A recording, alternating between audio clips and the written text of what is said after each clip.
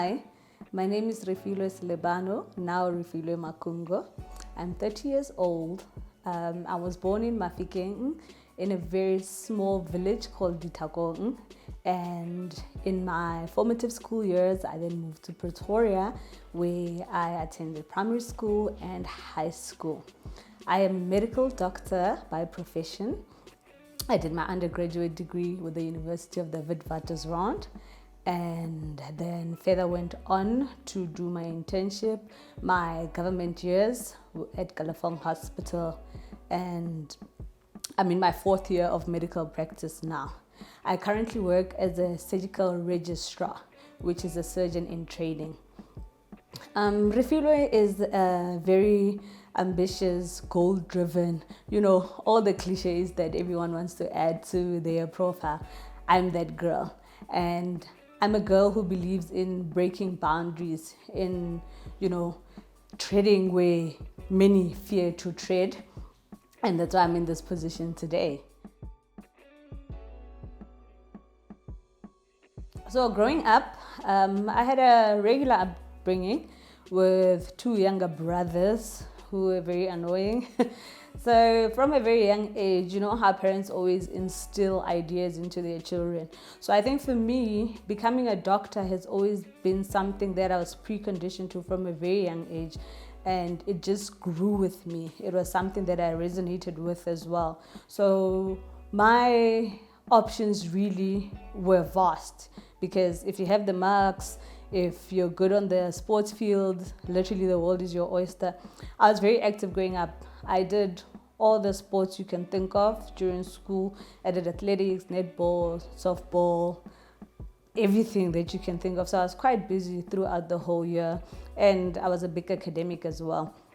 So it wasn't really a tough decision. Maybe grade 10, then, when you start exploring other options like IT and sports management, because I was a very big sports fanatic, other options started surfacing, but medicine was always number 1 on my list. I remember when I applied, I put medicine first, and then I put sports management, and then IT. So then a certain university responded to my sports management request because they are big in recruiting athletes. And then my mom just took the letter nicely, put it away. It's like, no, not in my house. These people are crazy. Why do they want you to do sports? It's like she didn't understand that actually you make the decision. You put that option on the paper. So yeah, it's always been a dream. And now being a surgeon, that was quite a shocker to me, because it's a male-dominated space, very high-paced. It's almost frowned upon for women to be in this discipline, because naturally as a woman you're a nurturer, you're a housekeeper, and it becomes very difficult to balance a household and be a surgeon at the same time. So that was a big decision. And I guess the ultimate thing is to find a balance. And I've always managed to strike a good balance between everything that I was doing since I was young. So it was the sports and academics. I managed to balance that well. And even in varsity, I knew that there's party time and there's study time. So for now, where I am currently, it's a decision between family time and nurturing a family and being a kick-ass general surgeon. Yes, 100%. Medicine is one of the degrees that are not commonly financed by a lot of private institutions. So your options for finance are really limited. We rely mostly on government for bursaries. And some private companies, if a parent is an employee, then they can offer to sponsor your tuition for your medical degree. But it's very difficult. The positive thing, I guess, with medicine is that you need good marks, and that's a given. So from matric, if you have the marks that you need, the university pays a portion for every A that you get. So that kind of helps to get you started. And then you have the year to at least find funding if you don't have funding already. We also have NSFAS that has been really good to people. But the disadvantage with that is a lot of us are middle class families. We come from middle class families and you don't qualify for NSFAS and you don't have enough money to fund your entire 6 years of medicine, which is over $500,000 if you put it all together. So it does get really difficult to get funding. My first year, I got part of the university tuition that I was talking about. And then in my second year, my parents had to cover that year. And then unfortunately in third year, the money was done and I had to make a plan. So I took a student loan because I couldn't qualify for NSFAS. And then only going into my fourth year did I get a bursary from government. So they normally try and reserve it for after your third year because at least then they know that there's a very low risk of you dropping out. You're halfway through your degree. So it gets very difficult. I would advise anyone who wants to do medicine to do their research well in advance. See which companies are willing to sponsor you. Apply for NSFAS if you can. And yeah, because it's a very expensive degree, one of the most expensive degrees in the varsities in South Africa. So it's challenges that are sort of subtle and hidden,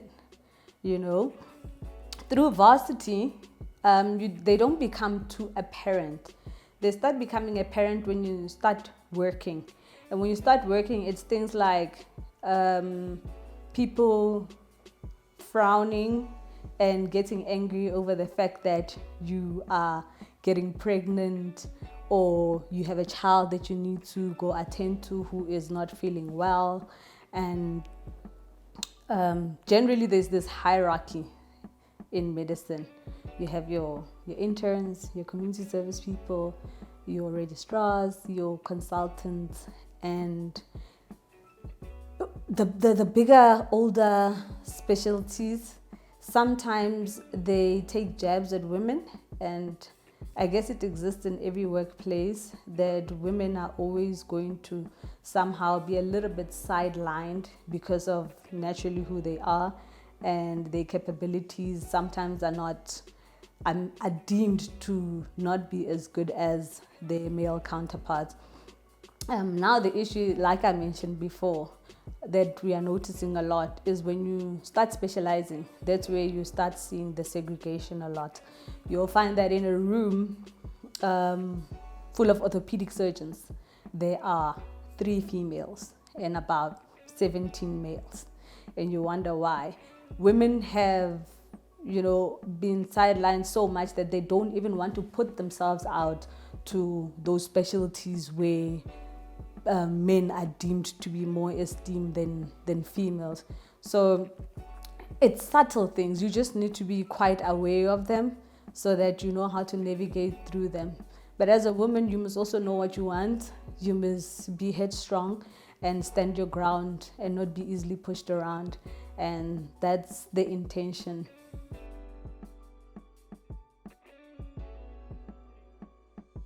So from the beginning of this journey, my parents have been present. They've been omnipresent.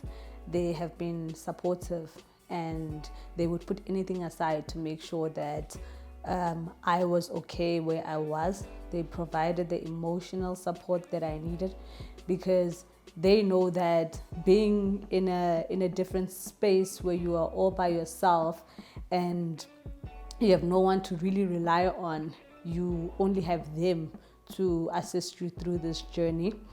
My parents have sacrificed a lot for me to go through my medical degree. There were times where they would not spend their own money because they did not know if I would call home and tell them that I needed something, if I needed groceries, I needed books. So they have been steadfast in their role in my medical journey.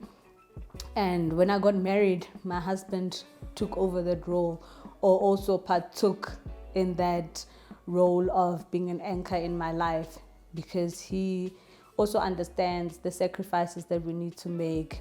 He understands that we have sleepless nights, we do 37-hour shifts. So he has also been a very big part of my support structure.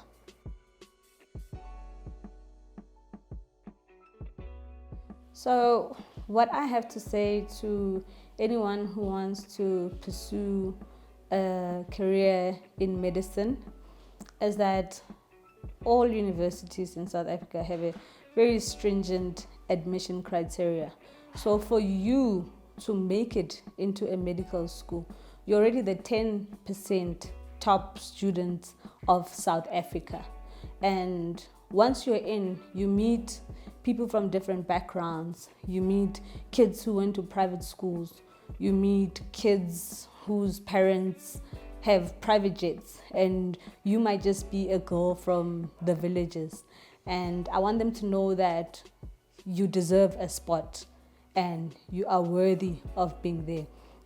My friend actually just reminded me of an incident that happened when I was still in med school. I went to my local doctor, who then asked me, what am I doing with my life? Then I told him, I'm in med school and I'm studying medicine. Then he said, oh, so they let anyone in these days.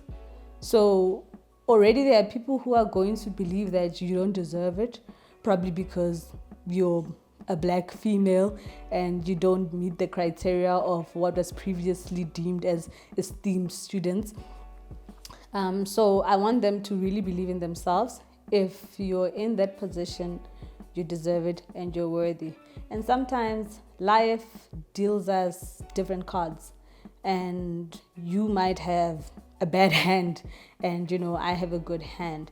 That still shouldn't stop you. There are many obstacles that you're going to face along this journey, and you shouldn't victimize yourself. You shouldn't think it's anything you have done or anything that is meant to hold you back. Every obstacle is there to make you stronger, to make you better. And we need to stop having a victim mentality and just get through life with a positive attitude and find ways and means to get through our challenges. So that's what I want them to know. A lot of people really believe that because they're not financially stable in their lives, or they don't have the biggest support structure, or they can't even articulate in English properly, that they don't deserve good things. Let me tell you now, you're worthy, black child, and you deserve every good thing that's going to happen to you.